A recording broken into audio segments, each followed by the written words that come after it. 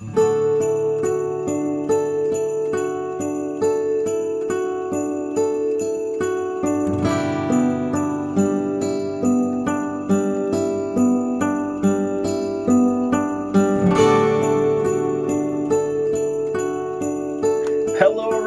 welcome to day 24 of the 2024 Beer Advent Calendar Series here on Milwaukee Beer Review. As always, I'm Josh. I'm Ross. Wow, we did it.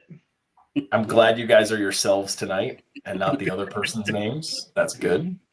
Yeah, we did it. We made it. It's day 24, and that means it is Christmas Eve, everyone. So if you're watching us, you're probably doing it from the toilet. Let's be honest. Let's be honest. I hope there's at least one person who subscribes to this channel who is watching us on the toilet on Christmas Eve. Please, if you are, let us know in the comments down below that you are on the toilet currently. Yeah, we want to know. We want to know. Big shout out to Gino and Three Cellars for putting together yet another year of awesome Advent calendar beers. Absolutely. We're going to do this again next year, Gino, as long as you keep putting these together. This is super fun. We have a blast with it. We've had a lot of beer, 24 of them, a lot of really, really great beers in this calendar. A few that didn't quite make the cut. But you expect that. And that's what's fun about it. I mean, you might not like every single one, but you're trying styles this time of year that you normally wouldn't. And now we know and everything. You're trying beer from breweries that you like, but maybe not grabbed before, which is the fun part about this. Like, just because you don't like it doesn't mean it's not fun. But more ups than downs, in my opinion. I think this has been a really good year. I think they did a real fun job putting this one together. So, excellent work yet again, and super happy to get one all the way up to Eau Claire. In fact, beer from Eau Claire made it all the way down here and then went all the way back up to Eau Claire. Yes. Which is super fun too. So John and his sister, thank you. Shout out to you two as well for making that happen. Yeah, absolutely. And thanks to all of you for watching. For those of you that have been keeping up with us for 24 straight days. This calendar is known for finishing strong, and they're going to finish strong again. We are about to drink our fourth barrel-aged beer in the Advent calendar this year, and we are staying local. We are headed to Waukesha, Wisconsin, and Raised Grain Brewing Company. I got to fix that light. This is called the Cherry Driftwood. This is a barrel-aged porter from them, aged in Bullet bourbon barrels. I love Bullet. Bullet is a great bourbon, at least cheaper, easy to find bourbon. This comes in at what, 9.7%, you said, Ross? 9.7 was, what I saw. Description on the can says a deliciously smooth porter intertwined with vanilla, cherry, and chocolatey dark roasted malts aged in Bullet bourbon barrels. Pretty fun way to finish this thing off. I don't think I've ever had this that I can recall. I've never had this. This was actually, I think was something they released right around Black Friday. So the fact that they got this one in here is interesting. I mean, Driftwood's their basic porter. So obviously you just put that in some bourbon barrels, but the cherry's a nice kind of add to that, I think. So yeah. Let's pour this thing out. It should pour out pretty nice and dark since it's a porter. And it does. I've got my fancy amorphic snifter here. I got about 2 ounces of beer in here because I poured it terribly into my little glass that I got. You guys are terrible. That was not nice. So, yeah, I mean, it looks like a porter. You guys, do we need to hang out, pause the video for a few? No, we're good. I mean, I'll say this, like, it does have that, like, barrel-aged, like, head to it. So there's a lot more there than needs to be. Not, like, the most, like, prominent. It's not like that founder's head or anything like that, but it's got a little bit of that, like, tan tint to it that you can see. So mine started flowing up as soon as I opened the can. Same.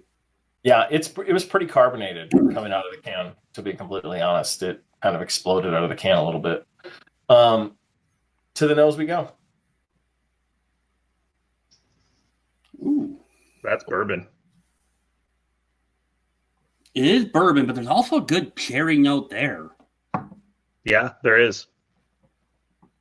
Took me a second to get that, but that's there. I'm getting a lot of wood. Like, I'm not even really getting cherry or bourbon. I'm getting just mostly wood on the nose. So you're getting the barrel more than anything else? Yeah. I'm getting, it's almost like kind of like a musty wood note on the nose. If I really dig in, I get a little bit of cherry. That's what I'm getting. So interesting. Yeah, it's mostly barrel. It's mostly wood for me. All right. Well, hi puppers. Let's try this thing out. Cheers, boys. Good chilling.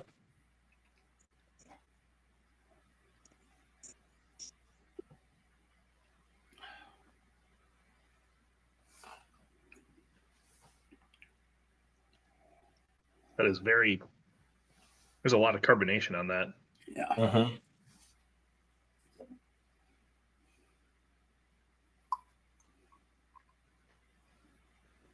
To me, similar to the nose, it's very barrel forward. I get a lot of those like charred kind of like wood notes up front. I can actually kind of tell that that's bullet bourbon. Like, yeah, I feel like I would guess that that's bullet bourbon that came out of these barrels. It does have a bit of a cherry characteristic to it. I think midway through the palate, it starts to kind of leak up through some of the wood characteristics from the barrel. And then off the back, it does kind of finish like porter, smoky, with a little bit of a cherry characteristic. But I don't think the cherry is super heavy in this, but there is a bit of a tartness and a bit of a fruit character throughout the palate. The cherry's there, but more as like a secondary character than anything else. It's not like when you put it's going to be a cherry driftwood porter, you expect that to be more of the star. It's there to your point to add a little bit of tartness to it and kind of break up the monotony of a barrel-aged porter, which I mean in a good way. I do think the spirit note on here is pretty good. I like kind of like the back end bullet that you're talking about there. It is a bit all over the place, and it's not in the worst way. I know we've talked a couple of beers, and I think there's been a couple I've described as like chaotic, everything. But this one, it's hitting the profiles it means to hit. Just at weird points, I think, throughout the palate. I'm not sure I'm picking the cherry out, but I'm sure it's there. I could kind of get it on the nose.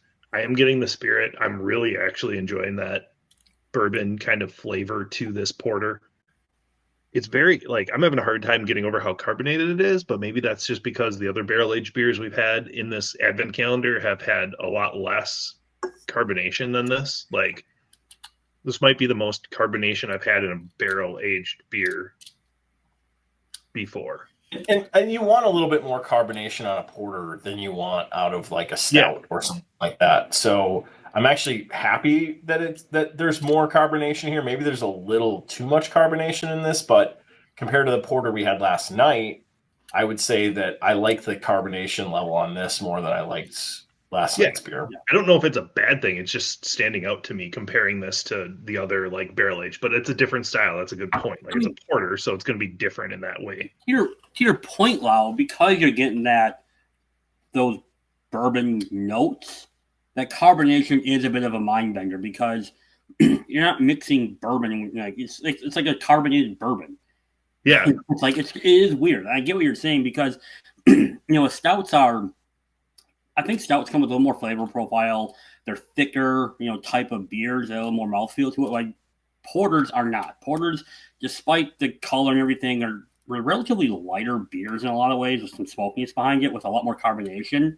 So when you get that bourbon coming out of it, all that carbonation it really does thrive. So I get what you're saying. I agree, which is why I think the cherry in there helps kind of dissipate that weirdness to it because the cherry kind of like for lack of a better term, like a cherry Coke or cherry Pepsi. Yeah, yeah. And that last sip I just took, I got a hint of the vanilla coming through, which I don't know if I noticed before. So yeah. The more I drink this, the more I kind of appreciate it and like it because there are so many components that you all just mentioned that are in this beer. They just kind of pop at different weird times. Like every sip of this, I'm getting like a little bit of a different experience, which is kind of neat. And mine's pretty cold. I put mine in the fridge in the house today. And I think as this warms up, you're probably going to get a little bit more of those dark fruit characteristics out of it. You're going to get a little bit more of some of those vanilla characteristics out of it the warmer this beer is. I'm getting a lot of wood and barrel right now, which is probably because of the temperature of this beer. So it warms up, some of those other characters will come out. Like I love raised grain. I add like their year-round stuff, their seasonal stuff is always great. It's been kind of hit or miss, in my opinion, on some of their barrel-aged stuff. And I think it's all been quality. I just think I'd rather seek other things out, is the way I kind of look at it with the barrel-aged program there.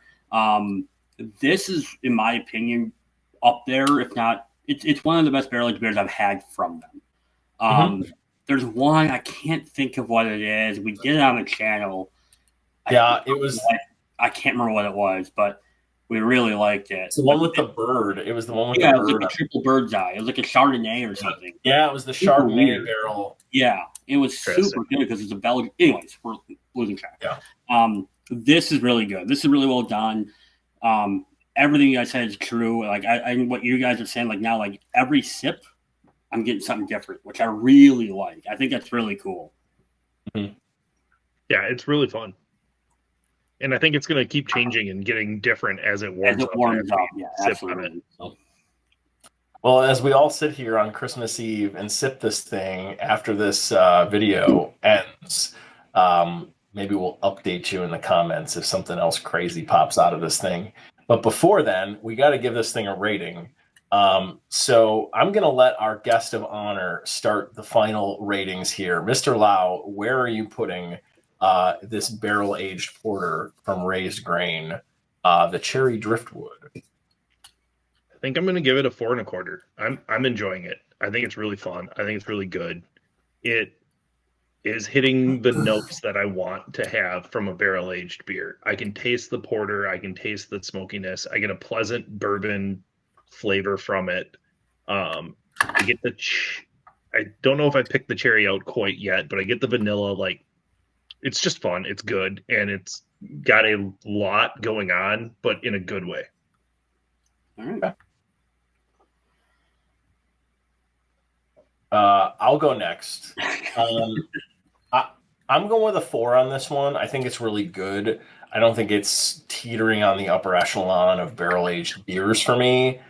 A barrel-aged porter for me, there's not a lot of them out there, to be completely honest. And I could go without barrel-aged porters. Like, I like a porter on its own. It doesn't need to be in a barrel to me. Like, I don't know that they jive as well, but I am enjoying this. I'm appreciating what's happening with this beer, and I'm giving it credit for that too. I'm giving it a 4 because I do think it's a bit of an experience beer here too. So it's my final rating.